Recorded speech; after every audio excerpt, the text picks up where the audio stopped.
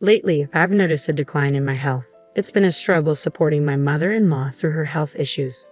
Our family made the decision to temporarily move into her house, which marked the beginning of days filled with constant demands from my mother-in-law and brother-in-law. One day, while my husband was driving, a call came in from my mother-in-law on his cell phone.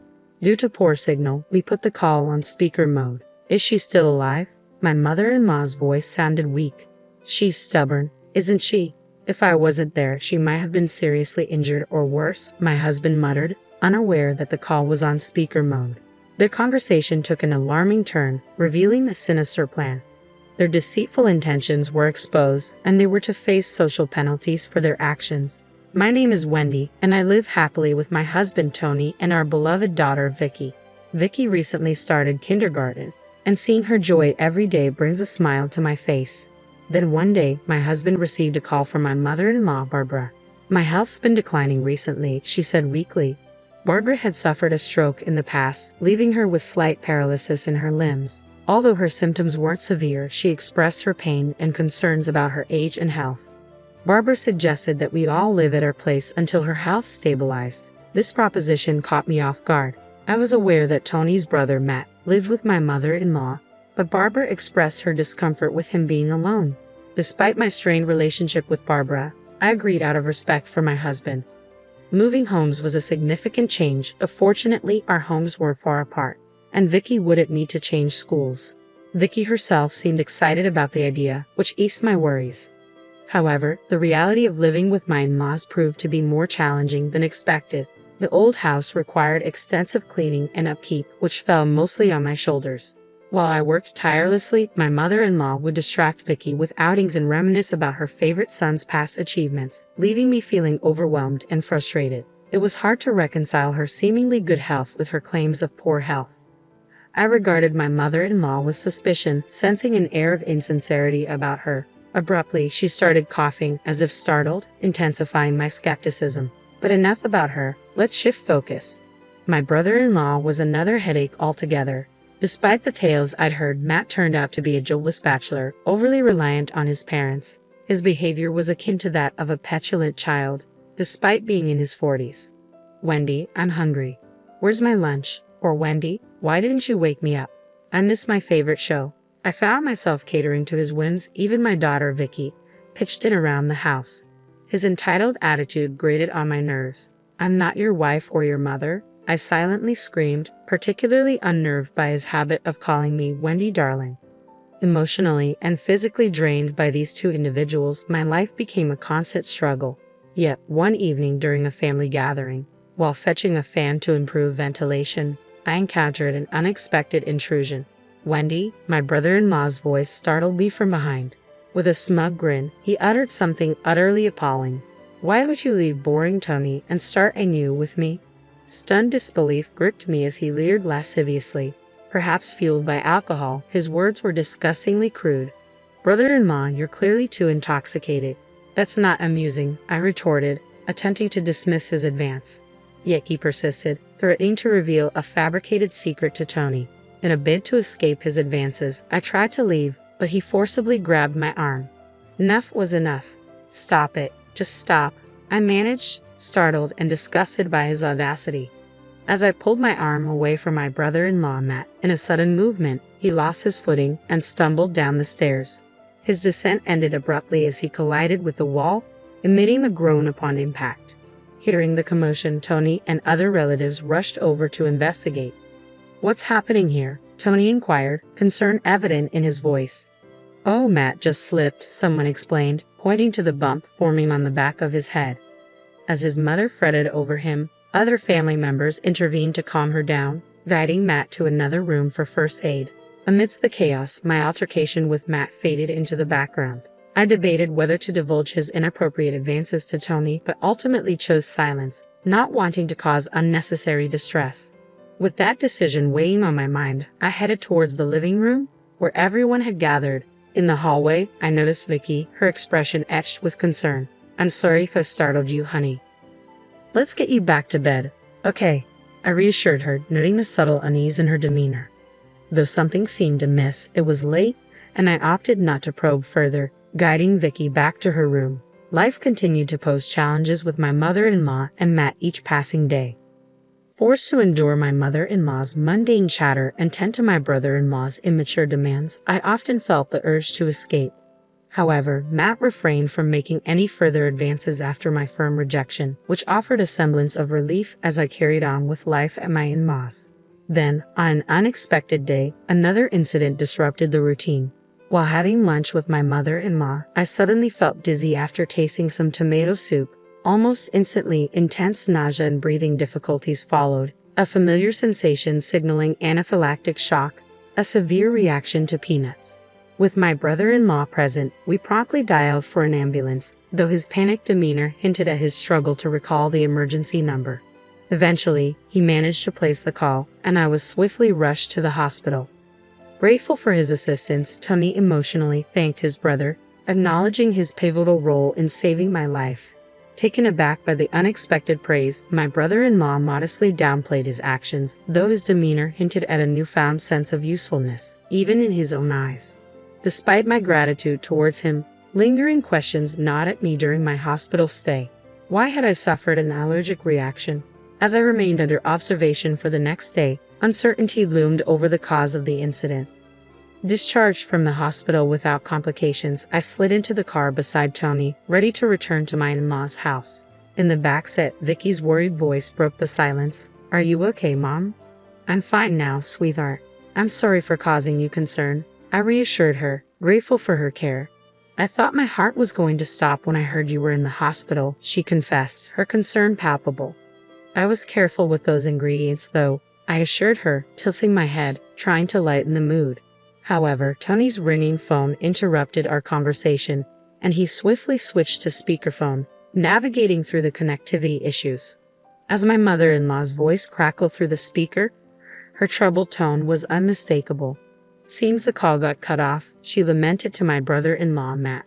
Their ensuing conversation left us all visibly unsettled. "She's still alive. She's really stubborn, isn't she?" my mother-in-law remarked callously, prompting Tony to defend me, albeit unheard by her. Their dialogue took a chilling turn, revealing a disturbing lack of empathy. "Does it matter? It's just karma for hurting my precious Matt," my mother-in-law callously remarked, her words sending a shiver down my spine. "So what are we going to do about Wendy?" Matt inquired, his tone unnervingly casual. "Yeah, I'll try to win her over again. I think I can make it work this time," he replied, his nonchalant attitude exacerbating my unease. "I mean, she probably fell for me again after this incident. After all, I'm her lifesaver, aren't I?" Matt's boastful voice filled the room, oblivious to the fact that their conversation was overheard. Meanwhile, Tony and I exchanged speechless glances, taken aback by their unsettling discussion. Later, when we finally arrived at my in-laws' house, it was evident that we were behind schedule. "You should manage your time better, Tony. And why didn't you answer the phone? I needed you to pick something up on your way back," my mother-in-law scolded, seemingly oblivious to the tension in the air. Tony and I, however, wore stern expressions, unable to ignore the gravity of what we had just heard. Once inside, Tony and I pulled my in-laws aside for a serious conversation. As our daughter retreated to her room, I handed Tony's phone to my in-laws, playing back the recorded conversation that had been captured unknowingly. Their faces turned pale with shock as the truth unfolded before them. "How did you?" my mother-in-law began, but I silenced her with a glare demanding answers. "What in the world is going on here?" I pressed, my tone firm and unwavering. Attempting to defuse the situation, my brother-in-law stuttered. "Well, that was just a joke. Sort of a small payback for you rejecting Matt." "Don't mention my brother-in-law," Tony interjected, attempting to shield his family from further embarrassment. But it was too late. As I explained the situation to Tony, his gentle demeanor gave way to fury. He demanded answers, and under his relentless questioning, my in-laws finally confessed. It turned out that my mother-in-law had orchestrated a plan to set me up with Matt, who seemed disturbingly willing to go along with it. Feigning illness, she had lured me to their house with the intention of turning me into her son's fiancé. The absurdity of their scheme chilled me to the bone. Their lack of empathy was astounding, driven by their misguided pity for Matt's single status. Their actions seemed beyond comprehension, almost inhuman. Their selfish scheme had backfired spectacularly, with Matt tumbling down the stairs in a pitiful manner. Recalling the event sent shivers down my spine, especially considering something my brother-in-law had said that lingered in my mind. What secret about me were you using as a threat? With a hesitant glance at my husband, he reluctantly confessed, revealing that it was about the 50 I had tucked away. They had wrongly assumed it was from secretive financial endeavors like stock trading or foreign exchange. In reality, it was earnings from my writing hobby, known and approved by my husband, who always emphasized the value of hard-earned money. It turned out my brother-in-law had stumbled upon my bank book during a visit and shared his discovery with my mother-in-law, sparking their ill-conceived plot. She, fueled by revenge for my rejection of Matt and his subsequent injury, conspired with him to sabotage my lunch with peanut powder, hoping to retrieve the money later. However, Matt's fear and guilt overwhelmed him when he saw the extent of my suffering, prompting him to call for help. Meanwhile, my mother-in-law had been futilely trying to extract the bank account passcode from Vicky, manipulating her with absurd tales about my supposed wrongdoing and threats of police involvement. On that day, the mystery behind Vicky's strange behavior towards me was unraveled. Confronting my mother-in-law, I couldn't fathom the shamelessness of her actions, manipulating her own grandchild and attempting to steal her younger brother's wife. I never imagined you were capable of such foolishness. Tony's voice rang with anger and disbelief, his fists clenched with rage.